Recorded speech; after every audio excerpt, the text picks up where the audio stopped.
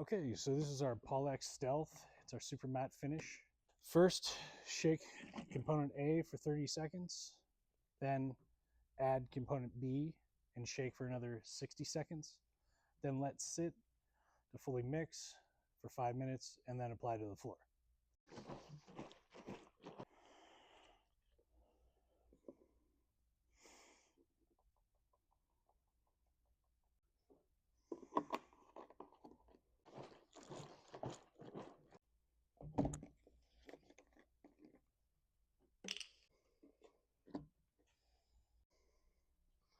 So pour a puddle, saturate your roller.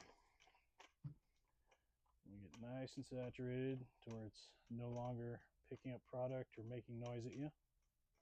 So then working on your end wall, you're going to cut in with a cut-in pad, a brush, small roller, and then you're going to want to work that line just to be able to get everything nice and saturated and so it all melds together as one.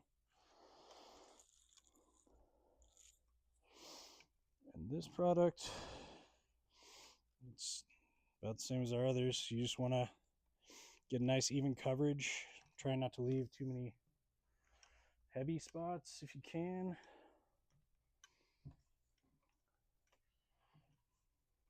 And then this product goes down at a much higher rate due to viscosity.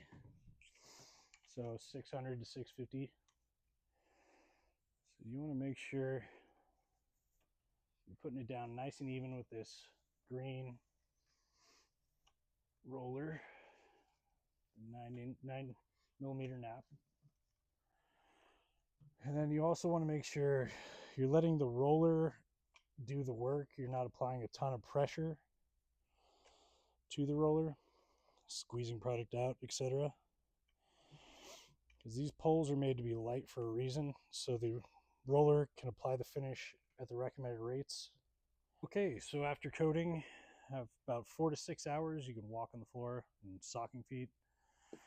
And 12 to 24 hours, the floor can be recoated with either another coat of Stealth, or after your first coat of Power, you want to braid that once it's fully cured, fully dried to say, and then go ahead and apply Stealth. Once mixed, you have a 2-hour pot life. After that, the product is no longer good. So in general, we are a sealer-centric company, so we'd recommend using one of our sealers and then going to use Power and then Stealth, or sealer and then 2 coats of Stealth.